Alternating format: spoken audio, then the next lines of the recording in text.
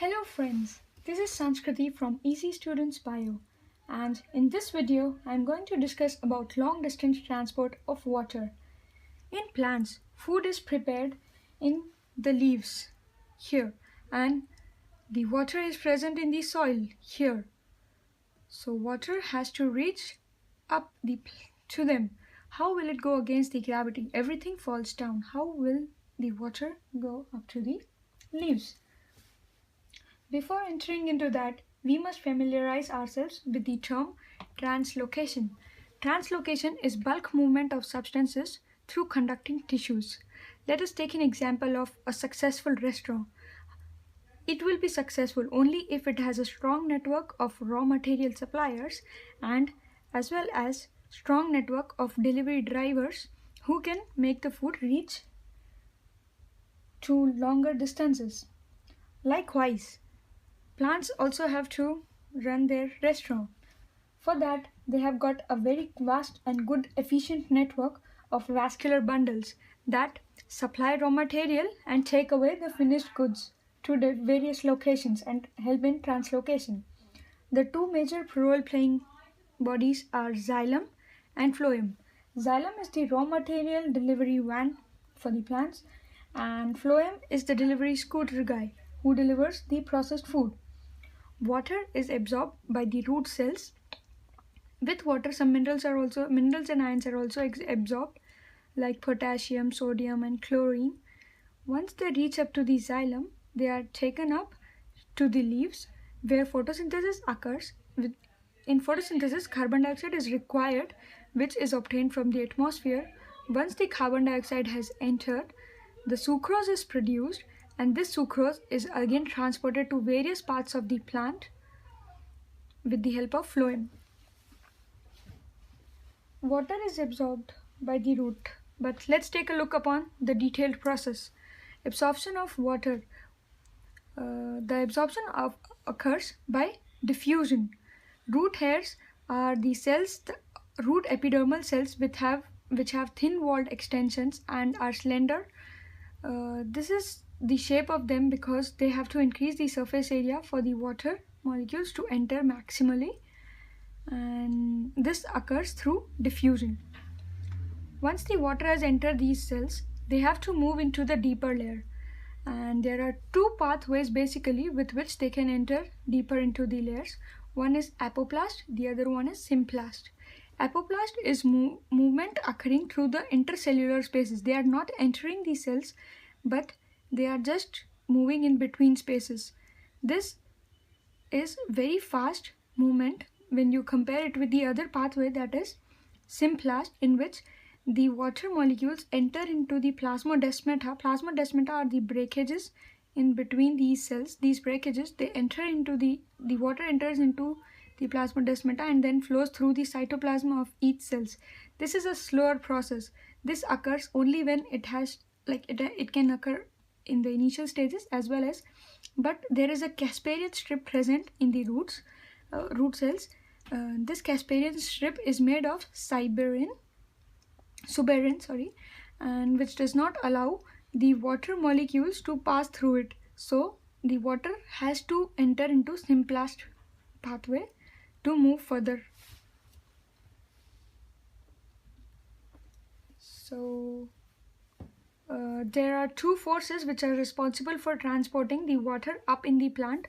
One is root pressure and the other one is transpiration pull. Transpiration occurs only through the openings called stomata. Stomata are present on the leaf surfaces, which allow the exchange of gases like oxygen, carbon dioxide, and they even allow the water movement inside, from inside to outside the plants. These stomata are usually open during the day and closed during the night, and the opening and closing is controlled by the turgidity of guard cells. I'll show a better picture of stomata. Stomata looks something like this. It has got two guard cells like this, and through osmosis they stay mostly turgid. When they are turgid, the stomata is closed, but when they lose their turgidity, the water moves out of these and they create a pore in center. This is called stomata stomatal pore. From here, the exchange of gases as well as water particles takes place. Transpiration pull is when the water is lost from the leaf surfaces into the atmosphere. This creates a pressure, this creates a pull from the roots and increases the flow of water. Almost 99% of water that is uptaken by plants is lost mainly through stomata. It gets evaporated. We might be thinking, why 9? Even if 99% is so, if the plant consumes 100 ml of water, so out of which only 1 ml it is using for making food, and rest 99% is getting back evaporated. 99 ml would be getting back evaporated. Does it make sense? No, it doesn't to me. But yes, I'll tell you why is it important.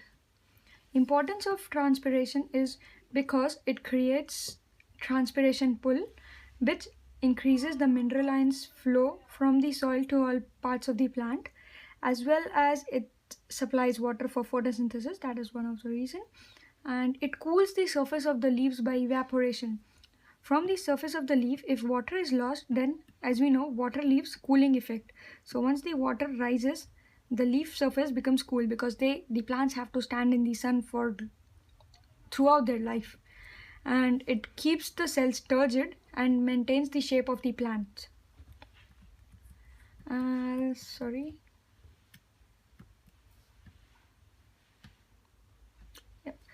Physical properties of water which affect the movement in the xylem sap is, one is cohesion, adhesion, and the last one is surface tension. Cohesion is attraction between the molecules of water, mutual attraction. This is a water molecule and the another water molecule. The attraction force between them is called as cohesion. So when the water is rising up in the xylem tube, the molecules attract to themselves. So if one molecule is pulled upwards, the other one is also. Then the another thing is adhesion. Adhesion is attraction of water molecule to the polar surface. So the water molecule, if one molecule on this side is attracted to the wall, then it will keep on rising. So this helps the water to flow upwards against the gravity. And the last thing is surface tension, that the outermost surface of the water, like the water molecules on the exterior sides, would be like acting like a stretched membrane, and if it is pulled, then they are pulled together. The action of water molecules against each other in the liquid phase to greater extent to water in the gaseous phase. And this is how the water is pulled more upwards. Factors that affect transpiration are temperature, light, humidity, and wind speed. And internal factors are number of stomata, distribution of stomata. If more stomata is present, then the transpiration would be higher. If distribution of stomata, like the distribution is different on the leaf surfaces. Sometimes it is higher on the upper side and sometimes it is higher on the lower side. And the water status in the plant, if the plant has higher water content, then the guard cells of the stomata would be a lot turgid and would not allow the water to evaporate more. And now comes the second pull that is required for the movement of water against the gravity, that is root pressure. Root pressure, when the water molecules from the soil have entered the root hair, they further enter to cortical soils and finally reach the xylem vessels. When they reach the xylem vessels, there is a positive pressure developed inside the xylem, and this, like if the water is entering, this is the root, and the water is entering. So this builds up a pressure. Why is water entering? Because it is going in through diffusion, because water molecules are present in higher concentration in the soil rather than in the plants. So the movement is there and this leads to pressure. What happens at night time? The stomatal pores are closed. When the stomata is closed, then there is no evaporation of water. No water is moved out. So, and this pressure is always there. So what happens is, when you would have noticed in the leaves in early morning plants, there are water droplets available present, like they appear on the leaves of blades of the grasses and leaves of the herbaceous plants. This should not be confused with dew. Dew is the atmospheric water vapors deposit on the surface of the leaves, but this is specifically on the leaf blades, and this phenomena is called as guttation. Now there are two vascular bundles playing role in the plants, as I said, xylem and phloem. Xylem carries water, salts, nitrogen and hormones with them. This is the diagram of xylem. It is unidirectional movement because from the roots xylem has to supply water to the leaves and maintain the turgidity of the cells in the plant. But phloem carries organic and inorganic solutes. It occurs from source to sink. The movement occurs from source to sink. Source is leaves and sink is the all other storage parts of the plant, which either can be root as well as the fruit and the top parts. So this has to be multidirectional, while xylem is unidirectional. There is a mass flow hypothesis in plants. How it happens is, this is the xylem where the water is uptaken from the roots and water is being flowing up, but parallelly phloem is also present, and what happens is phloem is carrying food that is produced by the leaves. So leaves produce sugar molecules and sugar molecule content is higher in the phloem rather than the xylem. So what happens is water moves in from xylem to phloem through osmosis, and this builds up the pressure in the phloem and allows the food to flow in the both directions. So with water there is uptake of minerals as well. And how does it work out? Minerals are charged molecules, and the concentration of mineral is present in the soil is lesser than the concentration of mineral present in the roots. So if the mineral had to go through diffusion, then the plant would lose all their nutrition because high mineral ion content is in and there are very less in the surroundings. So plant would have lost all of them. So it is not the case that happens because minerals have to be uptaken by active transport. I've explained this in my previous video, but I'll explain it to you in short again here, that ATP is utilized by the surface proteins and it breaks into ADP and inorganic phosphate, where the low concentration is present outside in the soil. This ion would bind to a pump. This pump would utilize the energy that is produced by this breakage to push this ion into the cells. So this would be movement from lower concentration to region of higher concentration, plus this requires energy. And further, when the minerals have entered into the xylem with water, they are pushed upwards. But when they reach the leaf vein endings, then here they are unloaded and these minerals enter the leaves and function there. But in the old senescing leaves, if the leaves are going to die, what plants do is they remobilize these nutrients like sodium, potassium, phosphorus, sulfur. They uptake them back and remobilize them to the region of growth. Phloem transport is from source to sink, and phloem transport is multidirectional.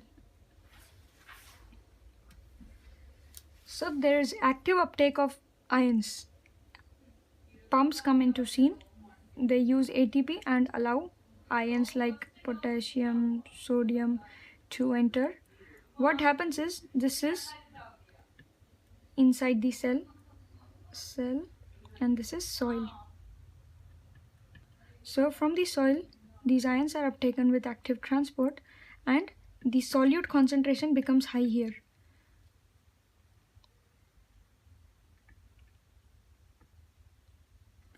The higher the solute concentration, water molecules will move from their higher concentration to their lower concentration. So this is osmosis. So water enters into the plant with diffusion as well as osmosis. This is how the long distance transport occurs in plants. Thank you. Like it and share it if you found it informative.